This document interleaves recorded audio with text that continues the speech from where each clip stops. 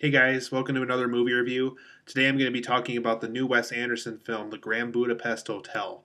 In this film, Ralph Fiennes plays a guy who I think he's a concierge or whatever they call it, and he works at a really fancy hotel that's in Europe somewhere. It's during the 1930s, and to kind of set up the story, basically there's an author who wrote this book called The Grand Budapest Hotel, chronicling, basically what he knows about it, basically the past, present, and future state of the hotel.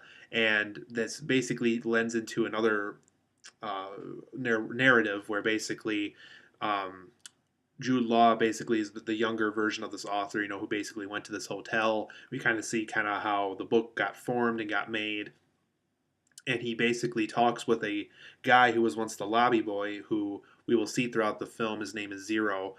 Zero is played by Tony Revalier.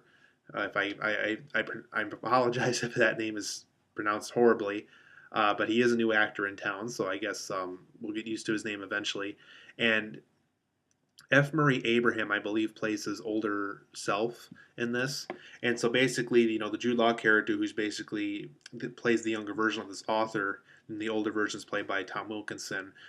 He's basically documenting what he's going to be telling him, his experience with this in this hotel, and kind of how it's affected him and how he's seen it change over the years. And so he gets into detail about this guy named M. Gustave, who or Monsieur Gustave, or whatever they call him in the movie. I think his name was M. Gustave from what they called him in the movie. He's played by Ralph Fiennes. And so we follow his story where um, there's an older woman he had an affair with within this hotel since he worked for it. He's actually had an affair with several women throughout this movie, as you'll find out.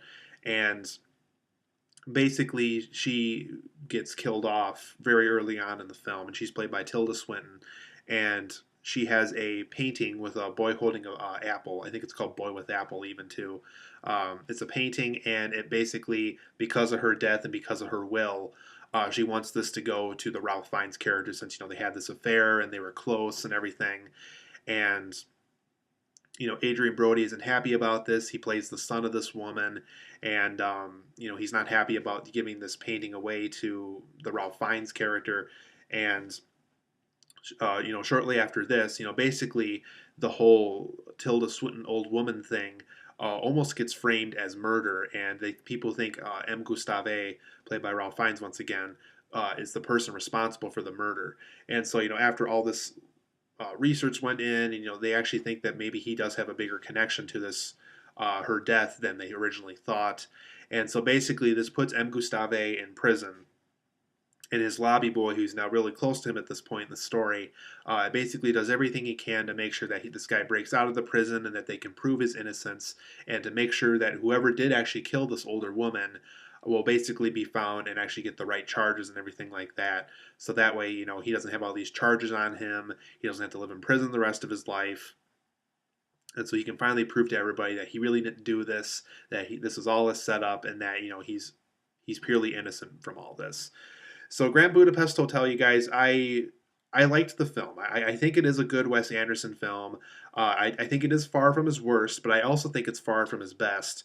For me personally, I think Fantastic Mr. Fox, Rushmore, and The Royal Tenenbaums are my current three favorite Wes Anderson films, with Life Aquatic and The Darjeeling Limited being my least favorite of his films. But the Grand Budapest Hotel, luckily, does not fall in the rank of those low, Life Aquatic and Darjeeling Limited films. But at the same time, like I said, it doesn't reach the Fantastic Mr. Fox, Rushmore, or Royal Tenenbaums level for me either. So for the positives and negatives of Grand Budapest Hotel, I think it is a great looking Wes Anderson production. Wes Anderson's always been very good at this. We're having a good color palette, good set, almost believable sets in a way, while also applying his unique style to each and every set that happens in the film. So great looking production once again. So if you're a huge Wes Anderson fan, the look of this production will definitely not disappoint. I also like this new lobby boy actor, and I'm going to read his name off again. I'm sure I'm going to fail miserably at this. Tony Revalier, who plays Zero slash the lobby boy in this. I really think we're going to see him in a lot more films. It even says here on IMDb.com that it looks like he does have another film in production already. So quite clearly, after taking on this huge role where he got to work with Wes Anderson, I think it's quite clear that we're going to be seeing him in a lot more films throughout these next few years. And after seeing how good of an actor he is from this film, I have no doubt in my mind that he can take on those roles very, very well. There's some fun prison escape scenes in this film. Harvey Keitel plays one of the prisoners that Ralph Fiennes gets to collaborate with. And there's some really fun prison escape scenes in here. It definitely was in the vein of like Fantastic Mr. Fox, kind of had that vibe to it. And almost kind of like a comedic version of Shawshank Redemption. I thought that was kind of clever.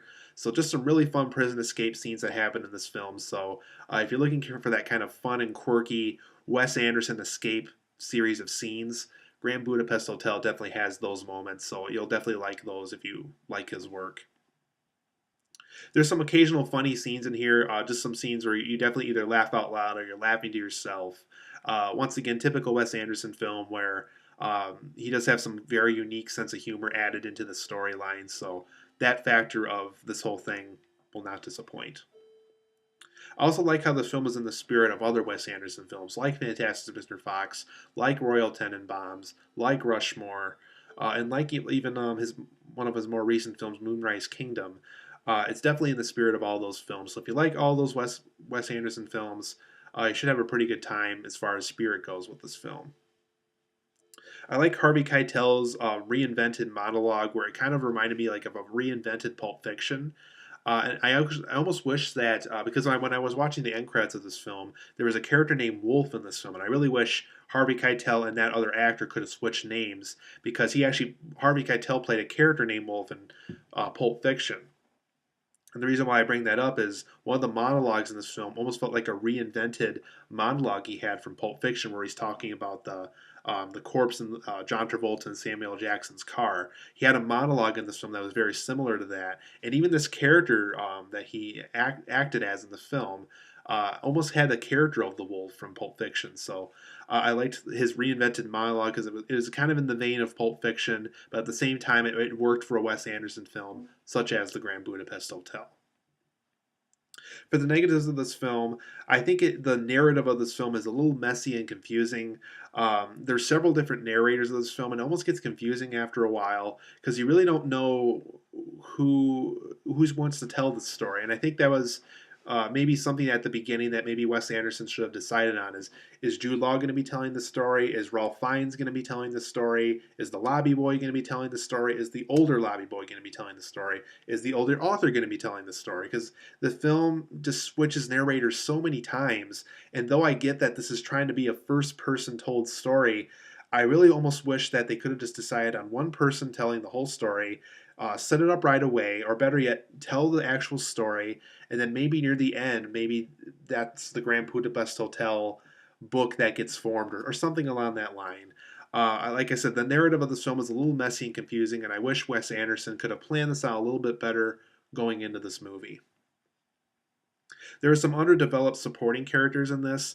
And the thing is, there's actually a lot of interesting characters in this film. And the disappointing part is because Ralph Fiennes and because the lobby boy and because like even like Edward Norton's character, for example, because those characters get so much screen time, there's a lot of supporting characters that really feel underdeveloped here. We know just enough about them that we're interested in them, but Wes Anderson doesn't explore them then maybe a few minutes with some of these characters. And that's really too bad because some of these supporting characters seem like really interesting characters. And I think with further development, they could have been more interesting and could have not feel like such like a push off compared to these lead characters because there's just some really interesting supporting characters that were in the film. And I really wish that they were developed even further. There was some wasted A-list cast appearances in this. Bill Murray only gets like 4 minutes of screen time in the movie. Fisher Stevens has like a 2 minute role. Leah Sedeix, who has been in Mission Impossible 4 and recently in The Blue is the Warmest Color, some really big films. She basically has little to no lines in this film, and she's only in it for a few minutes, and that's really disappointing because she is such a big name actress. Not really here in America, but she's starting to get close to that. But even Tom Wilkinson and Owen Wilson, I'm looking at the huge cast here. Jason Schwartzman was another one that really didn't get a lot of screen time. Same with Jude Law. Jeff Goldblum had enough screen time, and same with Willem Dafoe. But yeah, Tom Wilkinson and yeah, Fisher Stevens, and just a lot of really big name people that just really, yeah, I'm looking at this cast here. It's a huge cast. And yeah, a lot of them just appear for maybe a brief moment or so, and then they're gone. We don't see them the rest of the movie, and that's really too bad because when you get Bill Murray and Leah Sedeix and Jude Law in your movie, or even Harvey Keitel, who did have a pretty significant role in this, though, give them something to do. Give them something pretty big, pretty notable, something that we're going to remember their appearance for in this film. And I don't know. My opinion, when you get an A-list person like that, really make sure you give them something really neat and cool to do. And if it's brief, make sure that that brief moment is just absolutely, a knockout, perfect type of delivery, or just something really neat to do.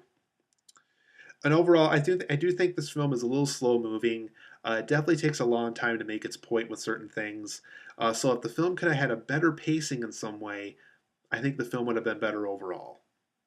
Also, I thought the musical score for this film felt like something like every generic Wes Anderson film would have. So as far as musical score goes, I really wish that either a new musical score could have happened, because from what I heard here, it sounds like basically the score that's used for every other Wes Anderson film, and that's really too bad. Wes Anderson does make a lot of original films, and I really would have liked to have seen an original score to really accompany that original material to go with the movie. So overall, guys, I do give Grand Budapest Hotel an 8 out of 10. I think it is a good film. I think there is a few problems with it. Like I said, it felt a little messy and a little confusing in the narrative perspective. Some underdeveloped supporting characters, some wasted A-list cast members, a little slow moving, and I would have preferred a musical score that really would have accompanied that original material that Wes Anderson is always so good at creating for us. But like I said, 8 out of 10. I think it is a good film. And just go into it knowing that there is a few flaws to it. And also go into it that maybe this isn't quite the film that, we're going to be watching several more times throughout the years. I don't think it's going to be that kind of Wes Anderson film. But it is a good film. If you like Wes Anderson, it's definitely worth checking out. Like I said, though, I really can't see myself buying the film or watching it several more times. I don't think it's going to be that big of a hit for most people. But I do think it's a good Wes Anderson effort, and if you like his work, it's worth checking out.